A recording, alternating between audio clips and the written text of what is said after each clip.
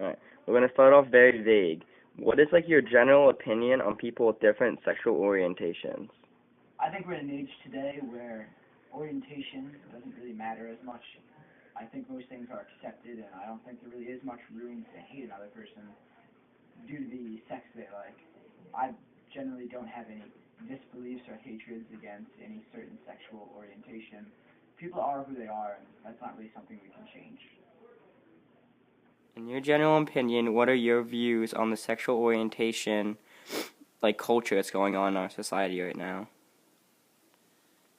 My general opinion is that it's a personal choice, and that I strongly believe that people can make their own choices on what gender specific they would like to be, and that I don't believe in judgment on people that decide that they want to do something out of the ordinary than what our society. Just look at me, our last question. So when you get married and have kids, and your kid wants to dress differently or act differently, what would you, in your opinion, do with that situation? I think my kid is who my kid's going to be, and I'll love him unconditionally, him or her, unconditionally. I don't think it will really matter at that point. Love is such a strong thing. I believe my child to understand what's right and what's wrong, and to make the right decision. But also, I want them to be happy. That's the main goal. When you're a parent, there's two goals for your children. First and foremost, keep them safe and nurture them, and secondly, make them happy as often as you can. And I believe that if they want to have a sex change, or if they want to act a certain way, or if they want to be of a certain orientation or of a certain sexuality, then so be it. If that makes them happy, it makes them happy. In your general opinion, what are your views on the sexual orientation issues that are going on in society right now? In my opinion, I feel that it is something that is... Stop that.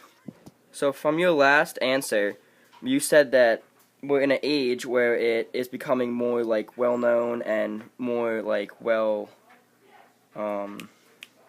accepted. So like my question to you now is, why are parents still freaking out about like a girl or a boy who has changed themselves going into a locker room of the opposite sex even though they changed into the other sex? I believe very seldomly that ideas held within families change from a generation to a generation. It's a long, slow, and developed process. So if you have a grandfather or a grandmother who believes a certain way, most likely their children will believe that same way. So I think this generation of parents who are still not totally comfortable with people of transsexuality being in bathrooms with their children, I think they're nervous and apprehensive because they come from families and they come from people who aren't accepting of that, who don't understand that these people aren't perverts and pedophiles, that these are good people and they're normal people, and they just feel as though they weren't born the way they should have been.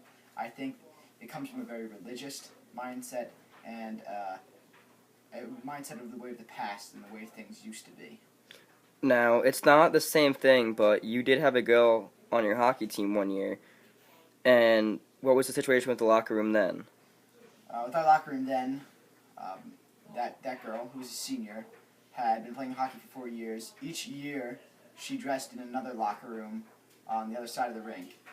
Now, that's a different case, at least in my belief, because I don't think she wanted to be with us, and frankly, not because we didn't like her, but just because of the way locker room situations typically are. I think it would have been uncomfortable and awkward had she been in there. So that was more a decision made by, I'm assuming her parents, of course, by the rink, liabilities. You don't trust a bunch of 13, 14, 15, 16-year-old boys in a locker room with one girl. It's a tricky situation. Not saying that we were bad people, but that bad things could happen.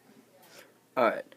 Now, last week in my class, we talked about the issues of, like, sports teams and, like, having people who are on, like, the other team, like, gay. basically.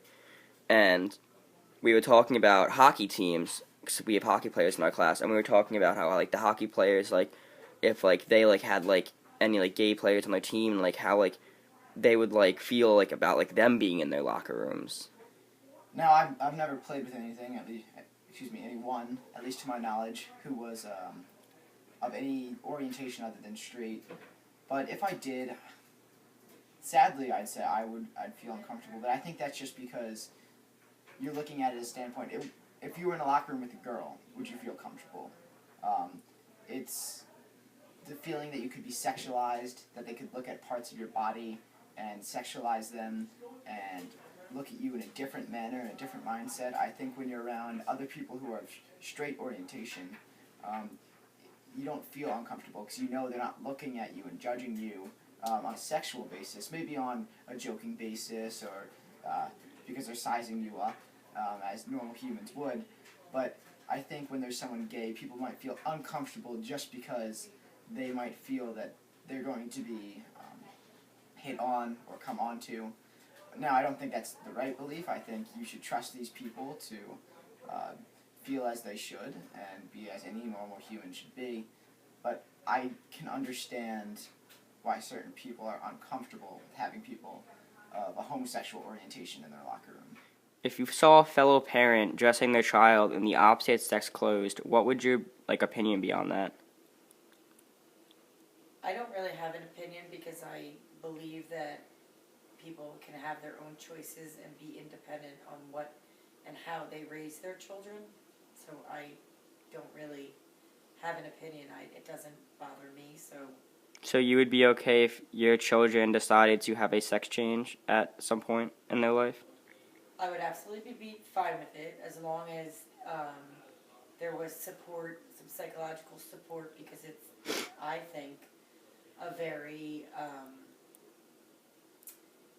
it's probably a very difficult decision in everybody, the family unit life, and I think that it can affect many facets in the family unit, but I think that everybody should be counseled and get the understanding of what is going on when this type of thing happens.